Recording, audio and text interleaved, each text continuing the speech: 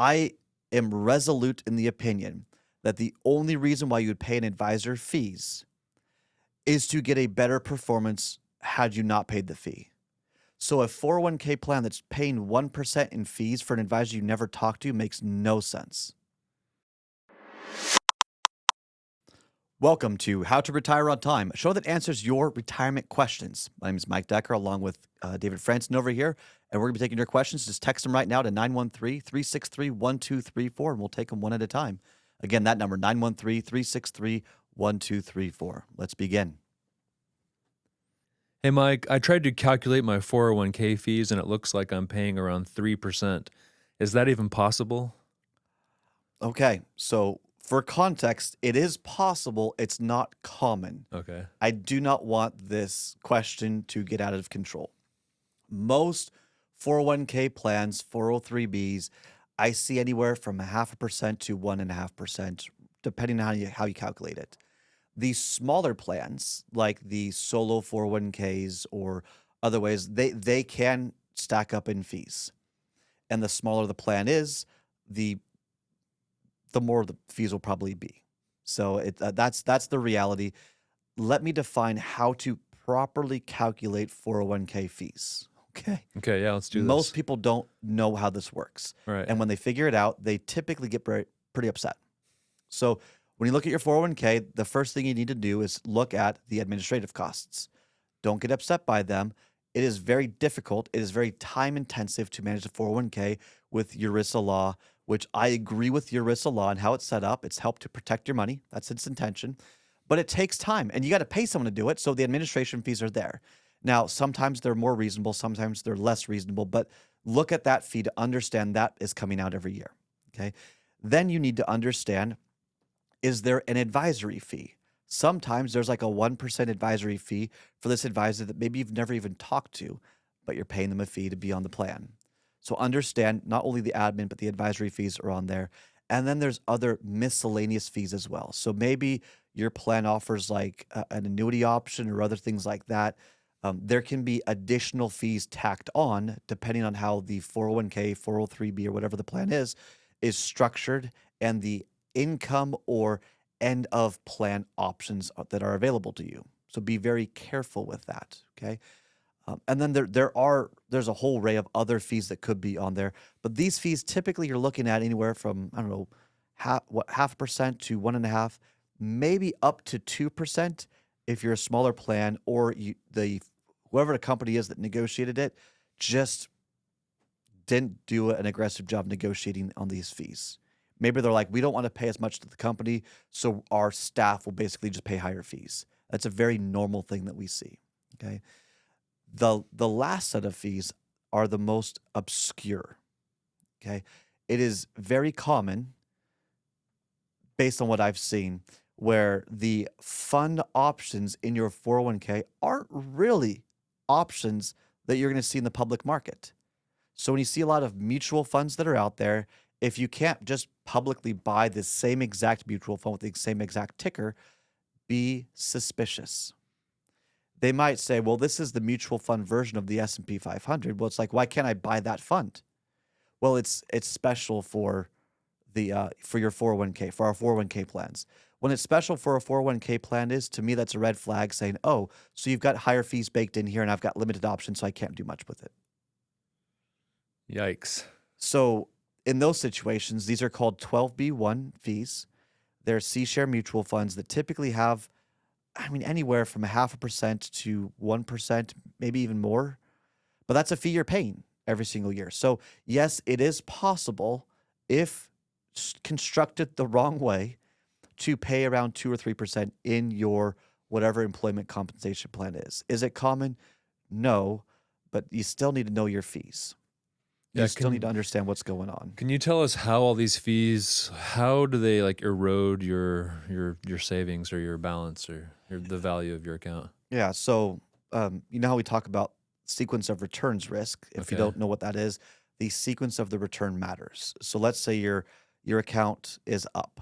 Great, your account's up, but then you just paid fees. So let's say the account's up 10%, or it should be with the market, but you paid 3% fees. You only made 7%. Mm. Okay. there's a compounding effect on that that can lead to a lot less money when you retire.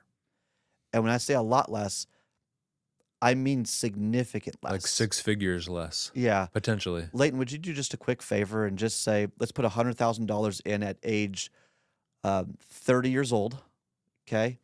And what the compounding difference would be if they had 1, 2, or 3% in fees. And let's assume a 10% average growth on the portfolio, just to make really simple math. Just throw it in ChatGPT and let's see what that does. We're doing this live real quick. And then we'll talk about that. But so that's one part of it, is you're missing out on upside potential. Mm. Okay. Now the second level is accentuating the losses. Those fees are coming out regardless of if you like it or not.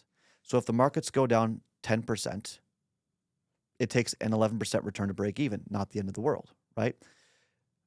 But if the markets go down 30%, it would require a 43% return to break even. So it's the deeper it goes down, the harder it is to recover. You with me so far? Yep. Okay. So the markets crash every 7 or 8 years. We know that. Okay. If the markets go down, let's say, I don't know, 32%, somewhere around there, and you take out 3 or 4% in fees, you're now down, what, 34% or so? That's a 50% return to break even. 50, and you're Mm. paying fees on the way up as well, so it might take a couple of years just to recover. So fees, if they're high, can accentuate the losses more than low fees, but fees in general will accentuate losses because they're paid regardless of market conditions.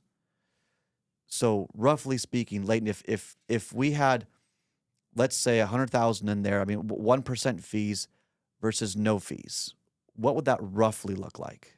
Okay, so here's the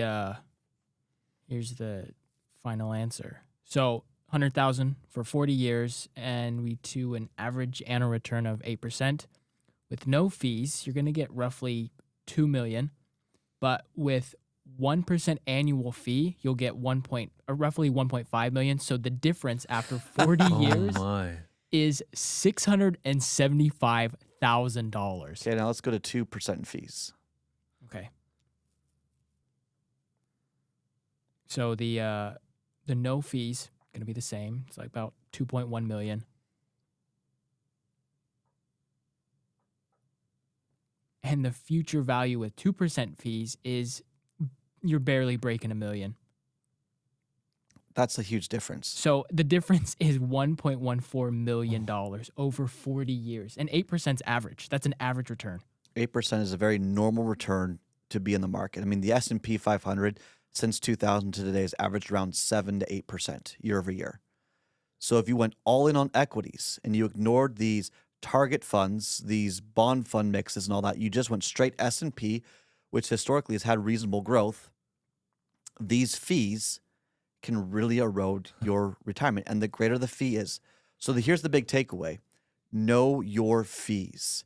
If you have high fees in your portfolio, in your 401k specifically, you're going to want to, you're going to want to roll them over to an IRA probably, and then just buy the same thing and just hold it without fees, if that's your strategy.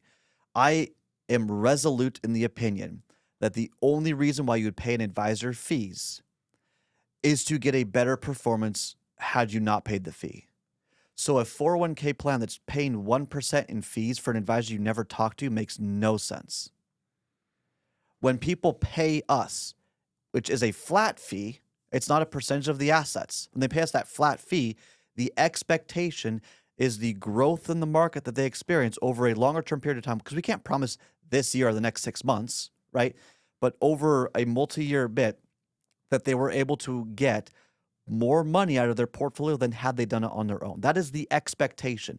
And all of the tax planning, all of the healthcare, the insurance planning, all of the estate assistance and making sure that's all the other stuff that we do, which I think has probably more value in the overall situation, is icing on the cake, because the money management that they're paying us to do has exceeded what they would have done on their own. So why in the world are we paying high 401k fees to an advisor that doesn't know you from Adam, that doesn't know you from Eve, that doesn't know your specific situation, that's not making tax planning advice. It's just saying, oh, well, here's some funds. I like these funds. Great. Keep paying me 1%. Would there be any situation where maybe you had to keep contributing to your 401k even regardless of the fees to get the match? What would they do in that? You can't roll over or remove your 401k until you separate employment or turn 59 and a half. And that's not even always the same situation, because sometimes, especially if you're a teacher, you're an educator, you work for a hospital, many times those 403Bs, you can't move until you retire. And so you're stuck paying these fees. I, at risk of making someone upset, hate this bit of legislation. I can't stand it. This part of ERISA law, I love ERISA law. I think there's so much good in how they've structured the 401k to protect people. But to keep someone in a specific plan when they have no negotiating power over it, I think is pretty rough. I personally am partial to SEP IRAs, which is for a self-employed plan, SEP, self-employed plan, or a simple IRA, which is where you're working with a small business, so 100 employees or less, and operate off that, because you've got more freedom, you've got more flexibility, you can move things around, it's just different. So, and I know there are some 401k plans where you can do whatever you want in the market. There's brokerage links and things like that, that you can buy ETFs, and that helps. But how many layers of fees are there? It is worth, what was it potentially, Leighton? $1 million of extra money? $1.4 million of potential extra money if you got ahead of this and negotiated differently. And maybe you don't get a match. And if you don't get a match and you have, let's say, $10,000 to contribute, maybe instead of you putting it into a 401k, in that situation, you're deciding, hey, there's no match, so I might as well just do my IRA contributions and my Roth contributions for the year, because you can put that into a system that has no fees. Fees matter. So it is possible. I hope everyone listening in will do my homework that I'm going to assign you right now, and that is just ask what the fees are. Call up your HR representative, your 401k administrator. They're wonderful people. They're happy to help, and say, can you help me understand the fees? And they'll probably break down the advisor fees, the admin fees, and all of that. But then dig deeper, and even ask, if you need to, ask Grok, ask ChatGPT, saying, here is the mutual fund or the ETF that I'm investing in. I can't find much on it. What are the fees roughly? They might be able to help you find something that you didn't know existed or how to look for it. They can walk you through that. It's the beauty of AI, is it overexposes everything. So yes, fees matter. Yes, sometimes some employer plans can be expensive. Look into it. Hey, thanks for watching this video. Make sure that you like and subscribe first, and then go to www.retireontime.com to grab a copy of my book, How to Retire on Time, take a few courses about retirement, join my newsletter, and so much more. Now, if you want to work with one of our advisors here at Kedrick Wealth, who can help you put together a retirement plan that's designed to last longer than you, just click the button, Get Started. Everything we do is intended to help you retire on time. We hope you enjoy, and we'll see you in the next show.